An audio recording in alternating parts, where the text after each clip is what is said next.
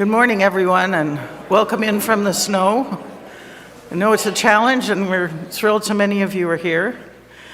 My name's Kate Kirkwood. I'm delighted to be your worship associate this morning. And I'm Lee, and I'm happy to be here with you as well. We acknowledge that our FirstU campus is located on traditional, unsurrendered, and unceded Algonquin Anishinaabe territory, and that the work of reconciliation is a responsibility of our congregation of all Canadians. Our goal is to educate ourselves and all who have ears to hear, to be of service to those who are at risk, and to advocate for justice. And now I'd like to invite the FirstU house band to lead us in our first hymn. Thank you, Mother. Please rise as you're willing and able. The words to the hymn will appear on the screen above me here.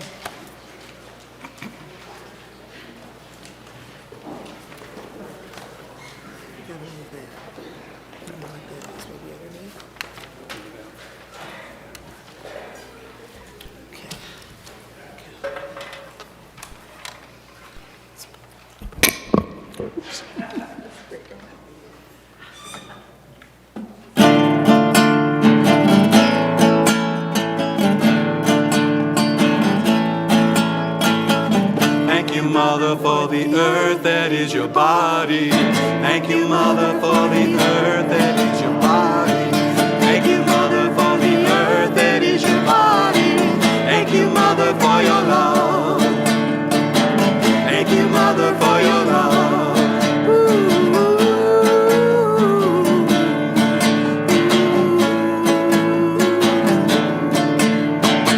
Thank you, Mother, for the air that is your sweet breath. Thank you, Mother, for the air that is your sweet breath.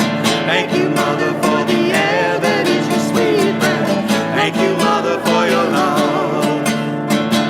Thank you, Mother, for your love.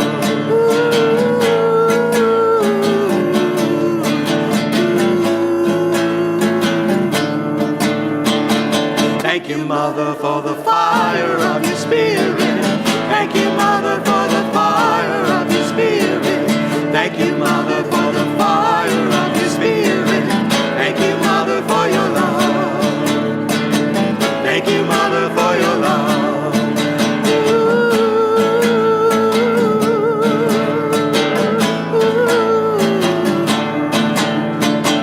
Thank you, Mother, for the water of your sacred pool. Thank you, Mother, for the water of your sacred pool. Thank you, Mother, for the water of your sacred pool. Thank you, Mother, for your love. Thank you, Mother, for your love.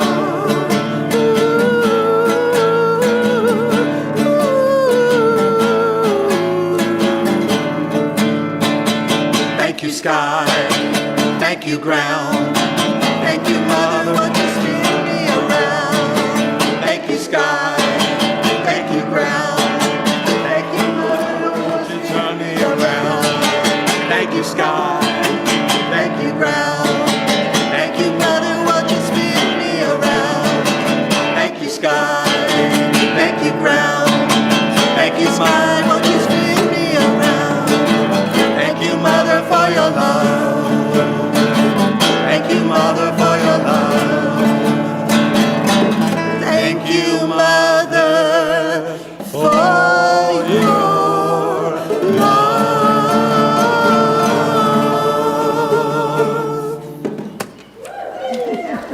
That was the best we've done on that one.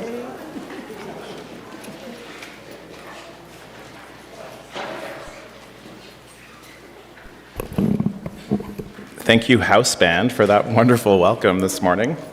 I'm going to invite Penny to come up and help light the chalice with us this morning. And I'm going to light the chalice today to these words by Albert Schweitzer. At times, our own light goes out and is rekindled by a spark from another person.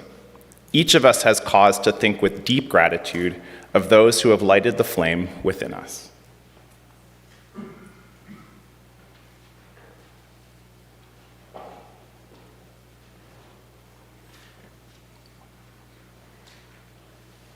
Okay. I'll do the second one.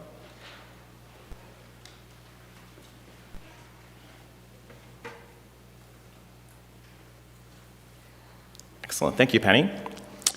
Next, for Time for All Ages, we have a video story, Gratitude is My Superpower by Alicia Ortega.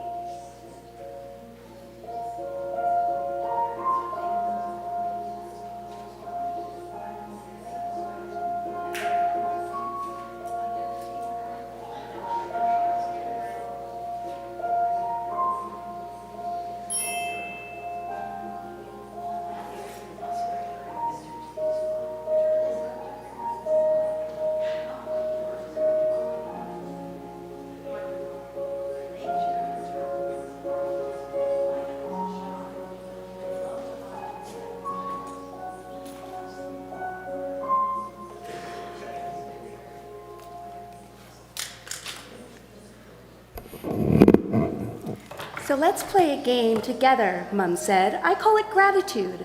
It'll help you understand, Mr. T. Are you in the mood?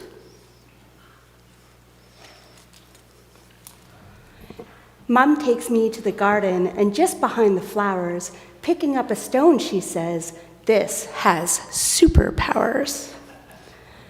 Every time you're upset when things don't go as planned, you take out your gratitude stone and hold it in your hand. The stone will work its magic, and soon you'll begin to see everything that's happening is how it is meant to be.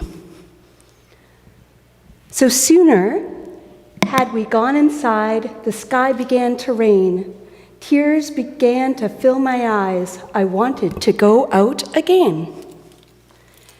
Remembering my special stone, I squeezed with all my might. What could I be grateful for? But just then I remembered without it, plants won't grow, fish won't live, and the sea and rivers won't flow. Thank you, sky, for raining. You're really rather clever. Now I know the job you do, you can rain whenever. Next morning, when it's time to wake, my body's filled with dread. Going to school is the last thing I want.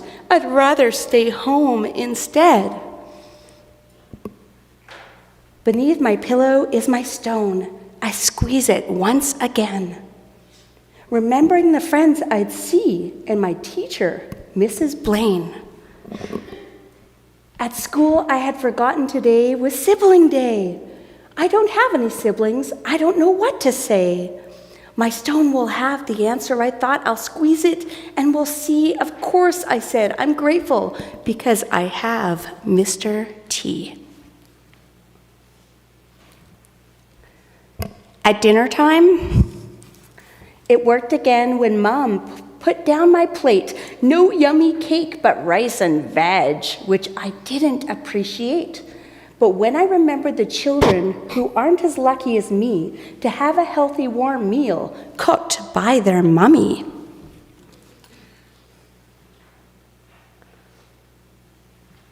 At bedtime, when I'm not tired and want to play instead, I'm grateful for my turtle, and I decide to go to bed. But just then I remember I'm not even carrying the stone. Mom, I shout. I did gratitude, and I did it all on my own. Of course you did, my darling, because gratitude is in there. Upon my heart, she places her hand, with the other she strokes my hair. So gratitude's in all of us, I said, and all we have to do is stop and think about how thankful we are instead of feeling blue. Next day, during playtime, there is a new boy there with shiny braces on his teeth and curly light brown hair. Tears are falling down his face. He wished he had not moved, a decision made by his parents, and he had not approved. I tell him of the gratitude stone and ask him if we can find something to be thankful for that he can. Mom, I am grateful to have Betsy. Mom, I am grateful to have Betsy and my husband Bob. Dad, I'm grateful to have a family, a house, and my job. Betsy, I am grateful to have a lovely teacher and a Barbie doll. Mr. T, I'm grateful to live with Betsy instead of at the zoo. Alicia Ortego, I am grateful for my little readers and their parents too. Leo, I'm grateful to have football boots and a soccer ball. The more we share about gratitude, the happier we will be. Will you share this story and help other children like me?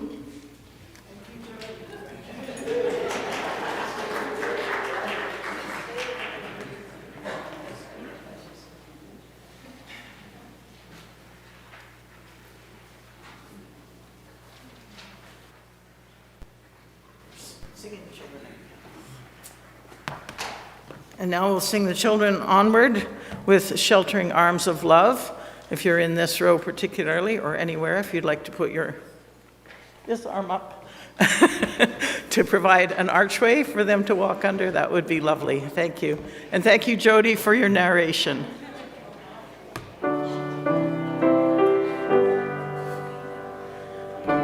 With arms we shelter you.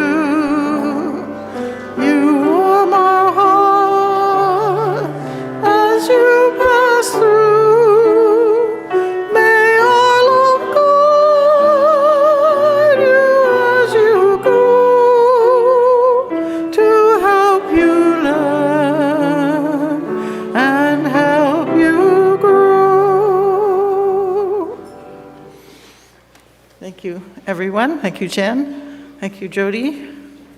And Lee for the wonderful story.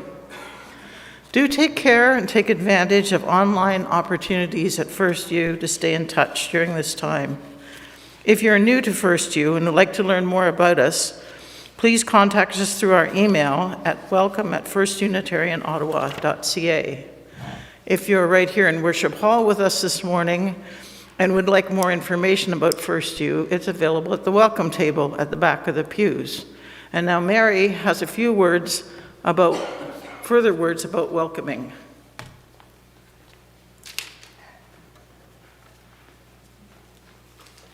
Good morning, everyone. We have at the back, first of all, I am the coordinator of the welcome table.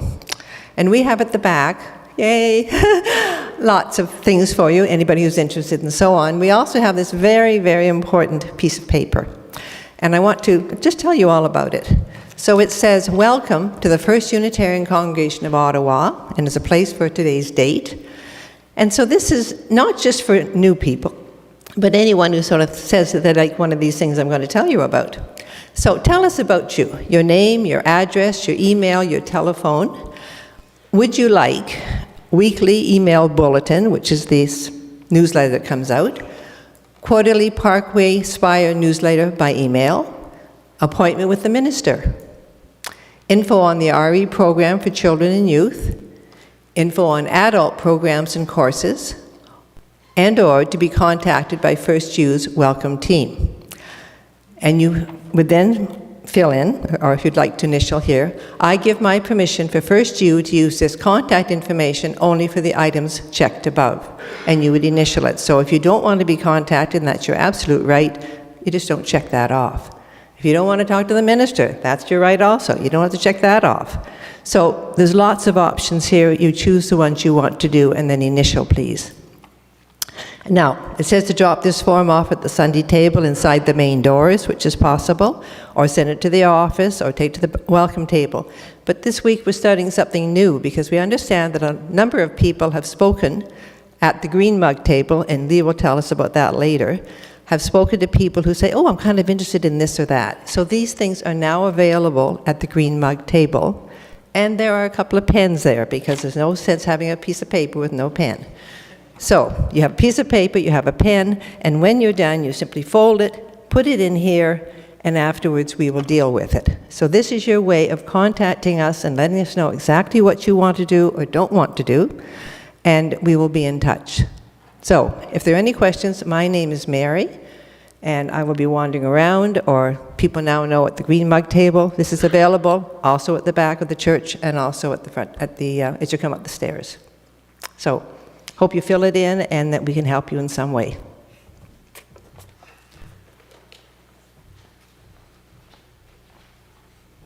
Thank you very much, Mary.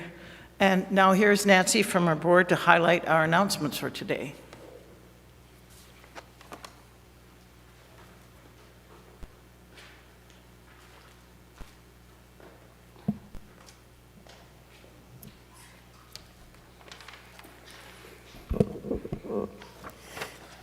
Good morning, everyone. My name is Nancy Cloutier, and I serve on the FirstU Board of Directors. As this is the first Sunday of this new year, I'd like to wish you all a Happy New Year. Here's today's announcement. At the recent fall congregation meeting, the congregation chose a new social justice priority, which is cultivating compassionate community. The next step is to decide what that really means for us and how we want to do it. Please join us for our in-person brainstorming session on Sunday, February 4th at 12:30 after fellowship hour. On Friday evening, the 19th of January, the youth group will be meeting at 6:30 p.m. to play an escape room board game and make some pizza together. All youth between 11 and 17 are welcome to join. Note the UU had an incorrect date. It is the 19th date should read. And finally, an update from the Environmental Action Group. We have some good news item for you. Please go to the Climate Action page and scroll to the bottom to find them. And remember, our waste avoidance efforts are ongoing. Boxes to collect the flexible coffee bags for TerraCycle recycling and the cap and clean pill bottles for the reuse by this disaster relief organization are in the hall at the front of the office. A special thanks to the office staff for the classy new collection box. For more information, see the Climate Action page under Enviro Action. We encourage you to sign up to receive the EUU, our weekly email newsletter. Check our Facebook page and our web page for notice and update. Our calendar is as full as ever, albeit much of it is online. This morning, each of us is welcome. We, of any heritage of faith, whatever our burdens, of any culture or race, of any gender or orientation, in any body, all that we are, today we are all part of this community. Thank you.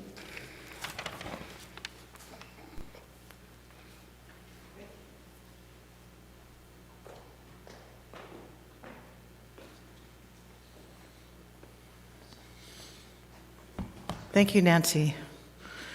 Each week, we pause in our time together in recognition of both the joy and sorrow in our lives and across the globe. We honor our celebrations and challenges by placing a stone in a bowl of water. As the ripples extend outward, we can imagine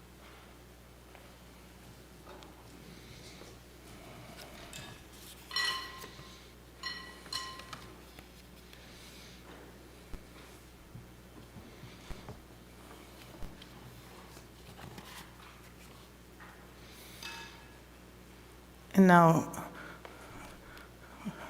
Lee will place one last stone for the joys and sorrows that remain in our hearts. There are caring cards this morning for Jody, her husband Cam, and their family on the death of Larry, Cam's father. For Jane and Cora, expressing our care, concern, and support. And 2 cards of congratulations for Mariella and Andrew and Ron Bell and myself on our recently arrived grandchildren. I invite, please, even if you don't know people, this is a way for us to extend our care on behalf of those who gave so much of their hearts to this community. I invite you into a time of stillness and reflection. After several moments of silence, Jen will invite us back with the gift of music.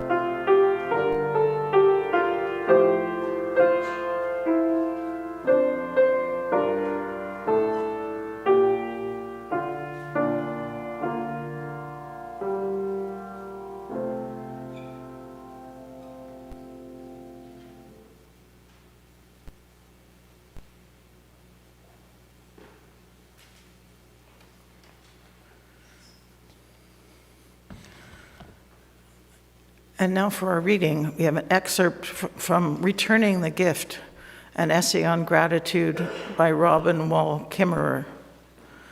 For much of humans' time on the planet, before the Great Delusion, we lived in cultures that understood the covenant of reciprocity, that for the earth to stay in balance, for the gifts to continue to flow, we must give back an equal measure for what we are given. Our first responsibility, the most potent offering we possess, is gratitude. Now, gratitude may seem like weak tea given the desperate challenges that lie before us, but it is powerful medicine, much more than a simple thank you. Giving thanks implies recognition not only of the gift, but of the giver. When I eat an apple, my gratitude is directed to that wide-armed tree whose tart offspring are now in my mouth, whose life has become my own. Gratitude is founded on the deep knowing that our very existence relies on the gifts of other beings. The evolutionary advantage for cultures of gratitude is compelling. This human emotion has adaptive value because it engenders practical outcomes for sustainability. The practice of gratitude can, in a very real way, lead to the practice of self-restraint, of taking only what you need.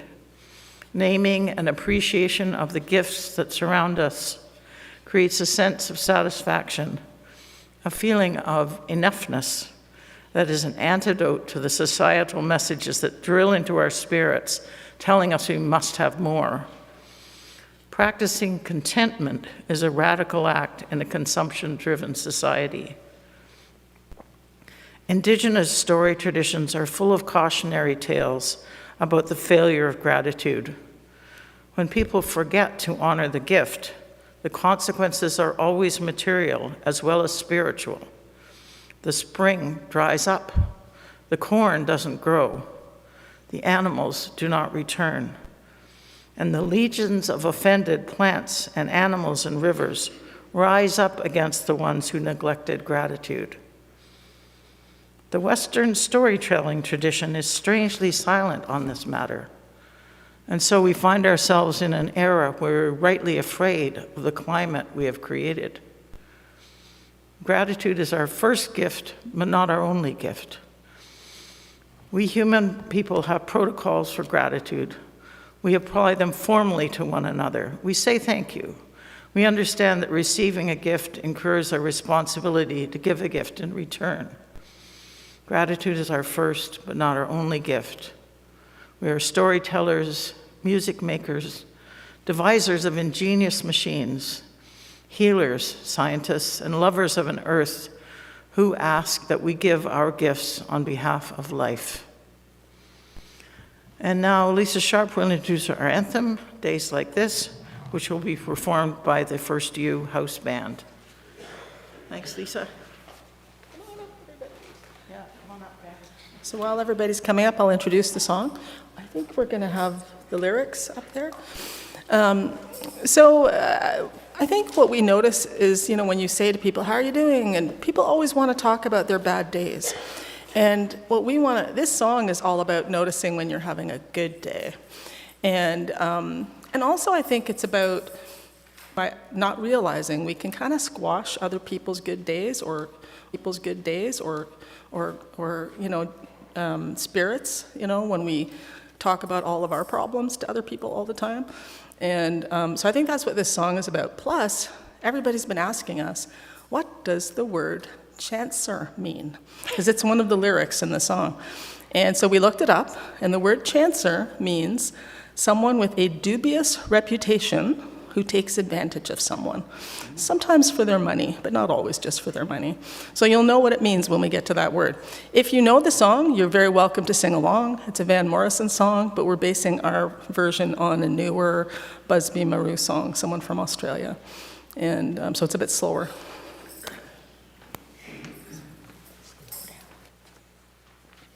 Amen. Talk to her. I just follow the guitar.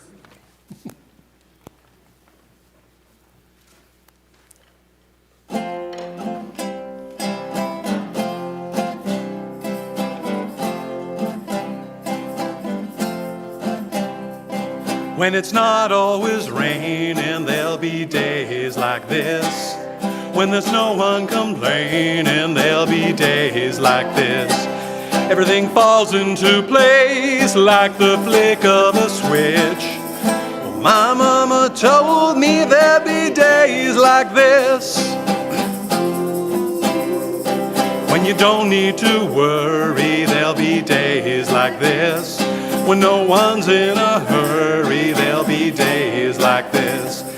When you don't get betrayed by that old Judas kiss. Well, my mama told me there'll be days like this. When you don't need an answer, there'll be days like this. When you don't need a chancer, there'll be days like this. When all the parts of the puzzle start to look like they fit. Oh, I must remember there'll be days like this.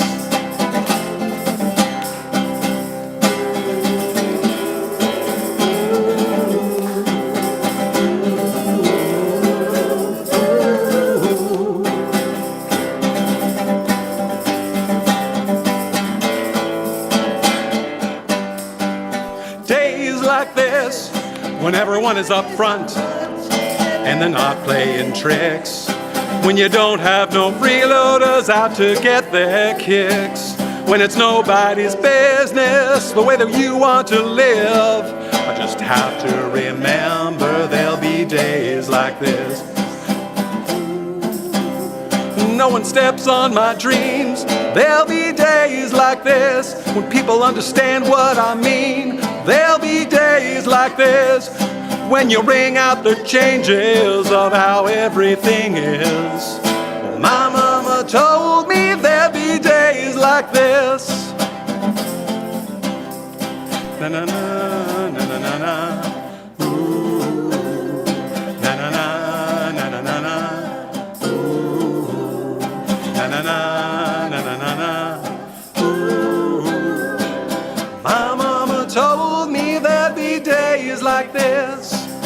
My mama told me there'd be days like this.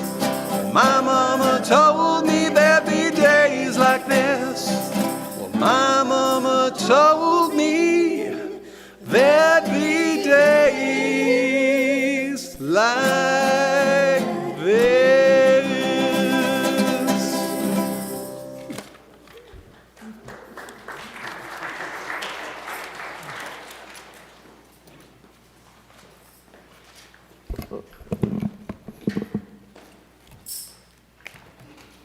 Has anyone noticed also the giant new clock on the back of the hall here?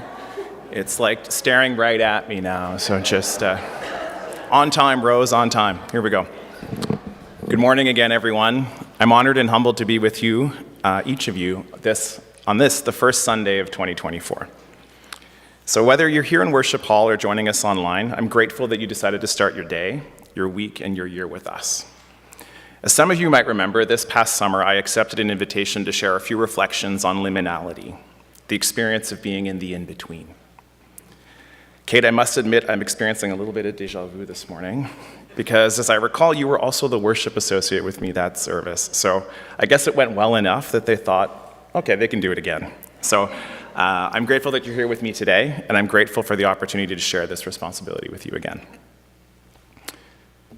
Back in the fall, the worship team met after service for one of our regular meetings. When the topic of finding speakers for guest reflections came up, having had an okay go of it last summer, I raised my hand and said I might consider having another go and offered a reflection on gratitude.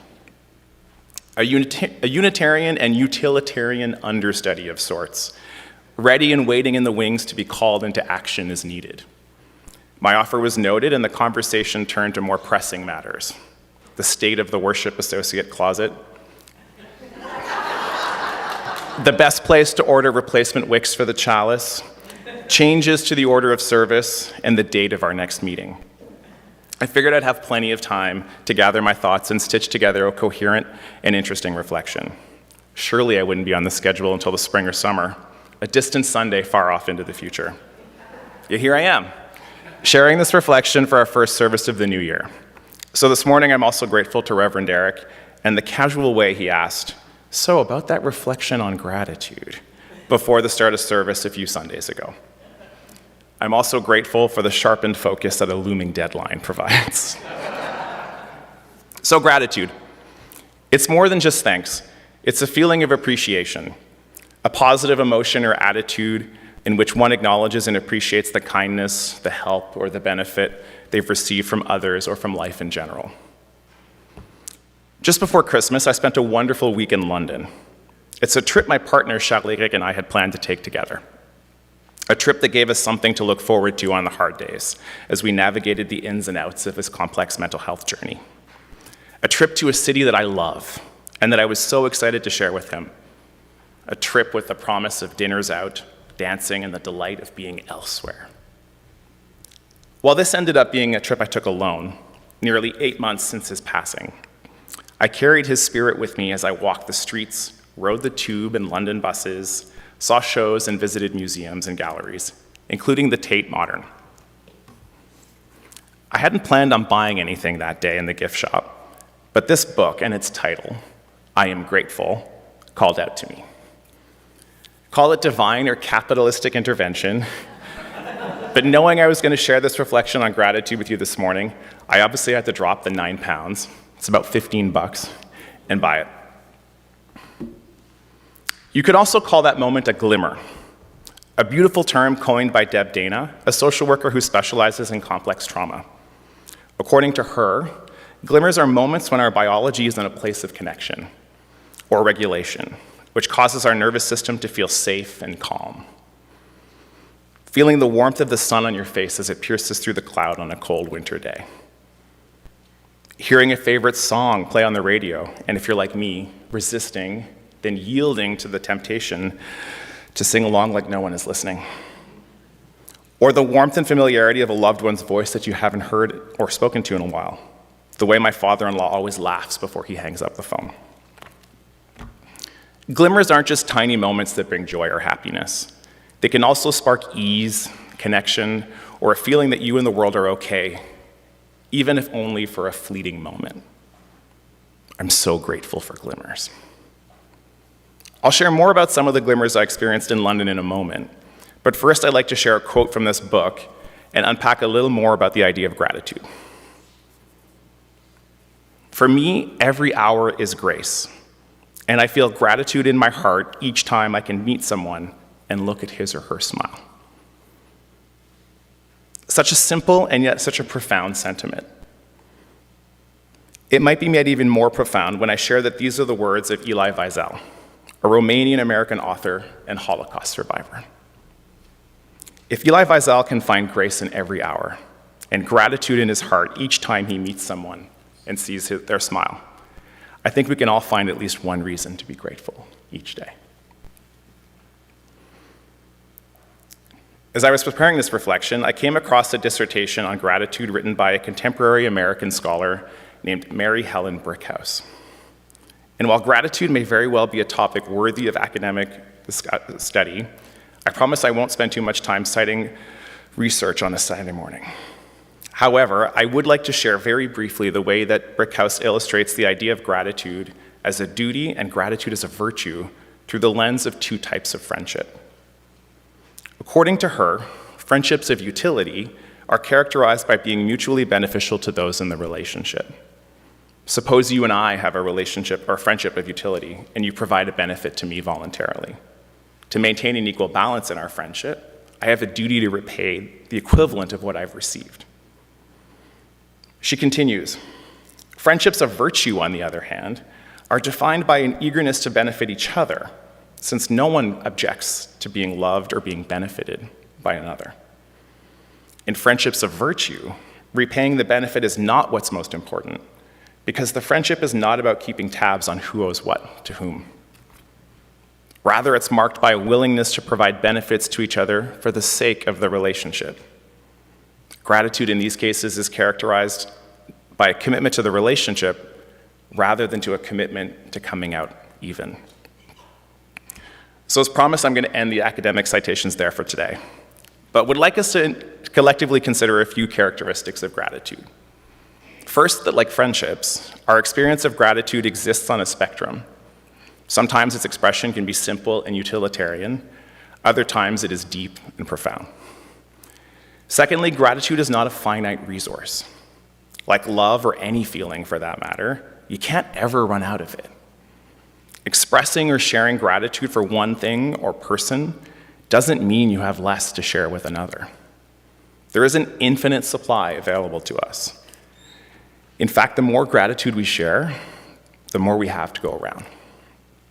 And finally, while Brickhouse defines gratitude as either a duty or a virtue, I believe there's another way for us to think about it, as a practice.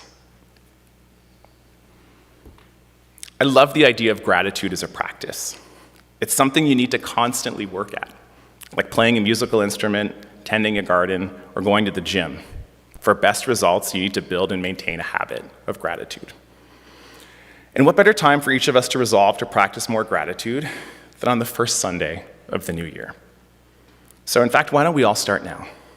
Whether you're here in Fellowship Hall or Worship Hall or watching online, I'd like each of you to take a moment and think of something or someone that you are grateful for. If you're comfortable, you can close your eyes, take a deep breath, and hold that feeling of gratitude in your heart. Sit with it. Let it swell up inside you. Consider why you are grateful. Think about this, why this thing or this person is the thing or person that you chose to be grateful for in this moment. Think about how your body, your mind, and your heart feel as you hold your gratitude. Now let it out. Open your eyes, exhale, and if you're comfortable, put your gratitude out into the world by sharing it with someone close to you, saying it out loud, or writing it down. I'll wait.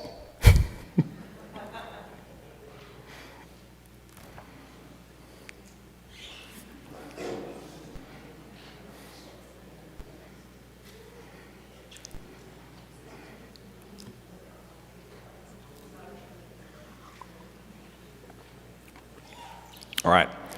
How does it feel when you share that? It feels good, doesn't it? I've been intentional about practicing gratitude for a number of years now. I think it really started to stick about a decade ago as a habit when I was part of a graduate program at the University of Waterloo, where I started to keep a gratitude journal. Like any good exercise regimen, my practice of gratitude has expanded beyond that journal and now takes several forms. I recognize and reflect on glimmers, those tiny moments throughout the day that spark joy, happiness, and gratitude. I savor them, even if only for a moment. I find and focus on the opportunities that might be hidden in the difficult experiences and moments in my life. This isn't about silver linings on dark clouds, though. It's much deeper than that, and I'll have more to share about that in a moment when we head back to London. I'm also intentional about sharing my gratitude for the kindness that people share with me. This could be a hug given to a dear friend who called to check in on you and took you out to run errands on a day you didn't know you didn't want to be alone. A thank you and a generous tip for the overworked server who refills your coffee before you have to ask at breakfast. Or a note of thanks to someone for an invisible kindness, the kind of kindness that someone shares with you without even knowing it. Acknowledging and making an invisible kindness visible is one of my favorite ways to practice gratitude. An invisible kindness that I'm particularly grateful for took place the first time I stepped into this church. Having never been to a Unitarian Universal service before, I was unfamiliar with the traditions and rituals, including the sharing of joys and sorrows and the practice of placing stones in water like we did earlier this morning. As a recovering Catholic, I was also uncertain if there was a formal rite that needed to be performed before one was allowed to drop a stone in the water.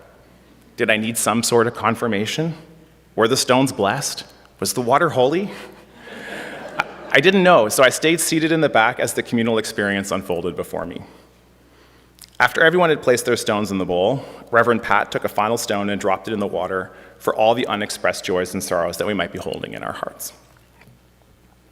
And while I'm sure there were many people holding joys and sorrows in their hearts that Sunday, it was as if she was dropping that stone in the water just for me.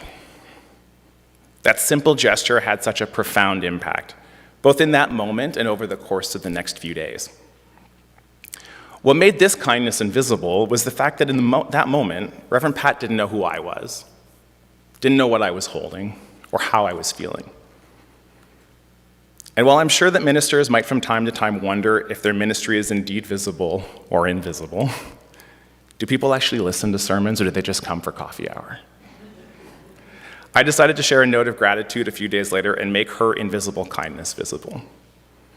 That note turned into a few email exchanges and eventual connections with other members of the FirstU community, including someone who got wind of my experience as a facilitator and familiarity with an online platform called Zoom, which led to me spending many Sundays throughout the pandemic getting to know so many of you. So thank you, Reverend Pat, and to everyone here at FirstU for your invisible kindness. I am grateful for the fellowship and the community that I have found. As I mentioned earlier, one of the ways that I practice gratitude is to find and focus on the opportunities that might be hidden in the difficult experiences in my life. It's now just been over 8 months since my partner Charlotte passed away, an impossibly long and short time to be muddling through life without my person. As I stand here this morning I found it earlier, I found a bit of confetti hiding on the shelf in the lectern. So those of you know, this is a bit of a glimmer. A beautiful reminder of him and the joy that we shared when we fired confetti cannons in church during his celebration of life back in June. So I'm just going to tuck it back where it belongs. I might need it again sometime soon. Now, I'm mindful that this isn't a eulogy, but as anyone who is navigating loss will understand, grief is hard. It's persistent. It's hiding in the pocket of a winter coat when you reach in and find your missing car keys. It's waiting for you at the pit stop on a 5-hour road trip home for the holidays. It's tucked into bed with you when you roll over in the middle of the night and pull yourself closer to someone who is no longer there. Some days you feel like you're doing okay until someone asks you if you're doing okay. And as I'm learning, a loss like this isn't something that you get over. It's something that you move through and learn to live with. So this is a lesson and intention I took with me when I left for London. on that trip we planned to take together. And while I did consider putting it off or canceling it, I'm grateful that I decided to go. And as I wrap up my reflection this morning, I wanted to share 2 glimmers that I experienced while I was there. The first took place during a service at New Unity, a progressive Unitarian congregation in the borough of Islington. I was on vacation. I hadn't intended to go to church that Sunday, but since I didn't have plans till later in the afternoon, I decided to grab a coffee, walk the 2.5 kilometers to the church, and experience the neighborhood along the way. I introduced myself as a visitor from Canada. To the earnest greeter at the door, she welcomed me with a bit of paper and asked me to fill it out, actually. So, Mary, that was quite... Before I had time to take a seat in the back, another congregant waved to me and invited me to sit beside her. She introduced herself and shared that she was from New England, was a Democrat, and a lesbian. We laughed about the fact that queers and progressives always seem to find each other no matter where we are in the world. We settled into a beautiful conversation before the service. I felt like I was talking to an old friend. She asked about the reason for my trip, and I told her that I was traveling solo and that I had intended to take the trip with my partner. She gave me a hug after I shared that he had passed away, and she asked me beautiful questions about him. She listened, we laughed, and we cried together. It was clear that this was, even if only for a few moments, a true friendship of virtue. Midway through the service, the minister invited those in attendance to share their joys and sorrows. In this congregation, rather than drop stones in water, the practice involves lighting candles at the front of the hall. My new friend leaned over and asked me if she could light a candle for Shallow. I agreed and was grateful for her asking for my consent, and watched as she stepped forward and lit the candle. I cried tears of grief and gratitude for this simple act of kindness from a beautiful stranger and a virtuous friend.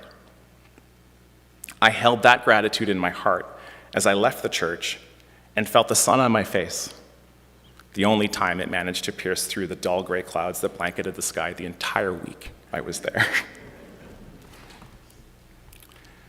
The final glimmer I'll share with you today takes us back to the Tate Modern, where I had the opportunity to experience Infinity Rooms, an exhibition of art by the Japanese artist Yayoi Kusama. For those who may be unfamiliar with Kusama and her work, she is well known for repeating dot patterns, with her art encompassing a variety of media: painting, drawing, sculpture, film, performance, and immersive installations. What I didn't know before experiencing Infinity Rooms is that since 1997, Kusama has lived voluntarily in a psychiatric institution, and that much of her work has been marked by obsessiveness and a desire to escape from psychological trauma. At 93, she still walks to her studio every day to create art. As I made my way through the exhibition, I don't know if it's going to be up yet. I think it's going to come up in a minute there. I have a picture of the piece up there, so we're ready to go. As I made my way through the exhibition, I saw parallels between her experience and that of my partner, who also often used art to express how he was feeling and how the symptoms of his mental illness manifested in his mind. The exhibition included 2 experiential rooms that used mirrors and shallow pools of water to immerse you in the subjects and seas of infinite reflections. As I waited for my turn for the first, rather fittingly called Chandelier of Grief, I read the following quote from Kusama that was printed on the wall. "Forget yourself. Become one with eternity. Become one with your environment." I repeated that quote to myself as I stood for several moments in the first room, and again as I waited in line for the second, one that featured thousands of individual LED lights strung from the ceiling that changed color in random patterns. Forget yourself. Become one with eternity. Become one with your environment. It was like looking inside a kaleidoscope. Actually, it was like I was a part of the kaleidoscope. For a few moments, I was lost in the overwhelmed chaos and infinite beauty of their minds. I had become one with eternity. It was profound. It was heartbreaking, but it was also healing. I guess that's the power and beauty of art, and also arguably the power and beauty of gratitude. For me, that includes the glimmers that I'm open to experiencing every day.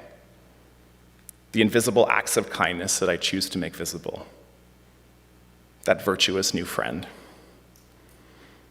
that exhibition in those moments lost in overwhelming chaos and infinite beauty that helped me to accept the fact that my beau bébé d'amour has become one with eternity. And the sobering and strangely comforting reminder that one day I will too. I am eternally grateful for all of it, and also for each of you. Thank you.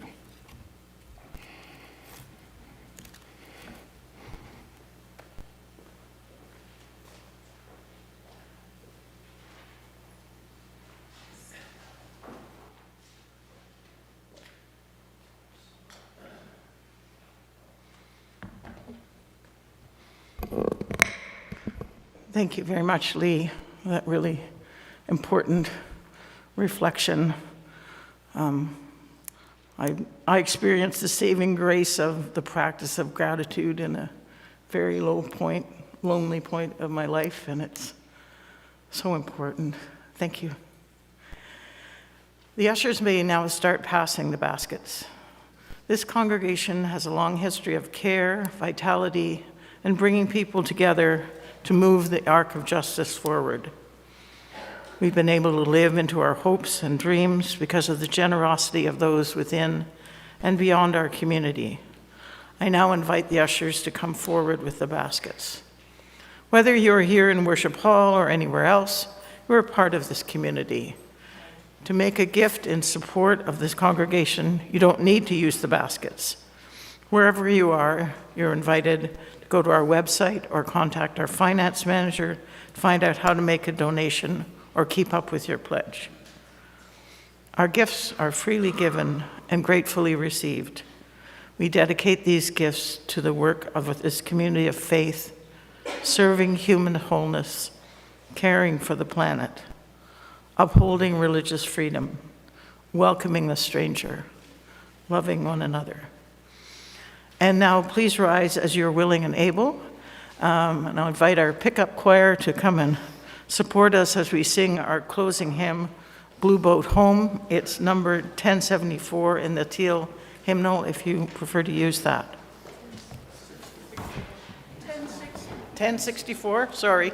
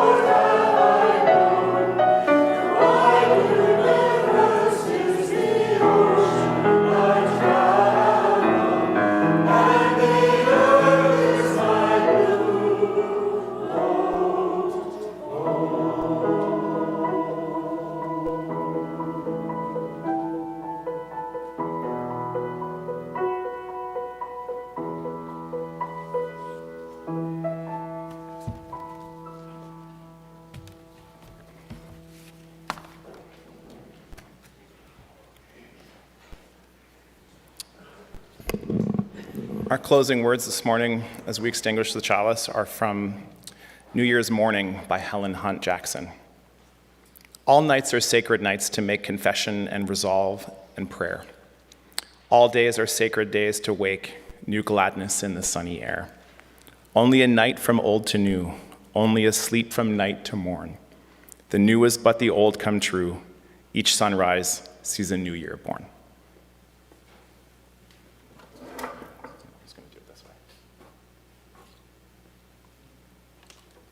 This morning's chalice is extinguished, but the spark of our connection and faith remains. Now let us sing Spirit of Life.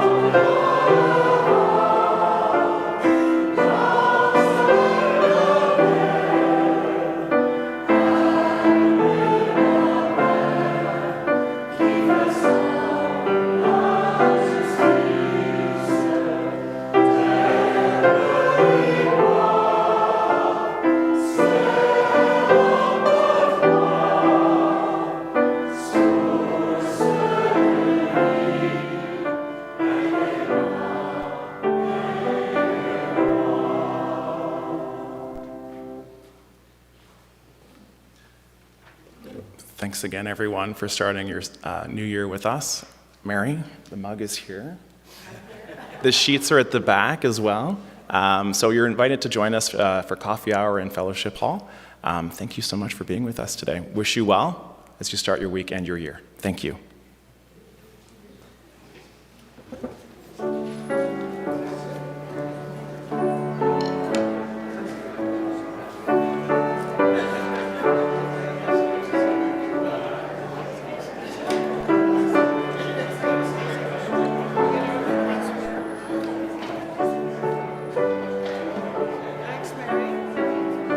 Nicely done. Oh, man. I never know what's going to come out till it comes out. Anyway, I hope it was clear. I said It was great, it was fine, yeah. It was lovely. We had the, Well, this is it. So I'll go hang out there. yeah.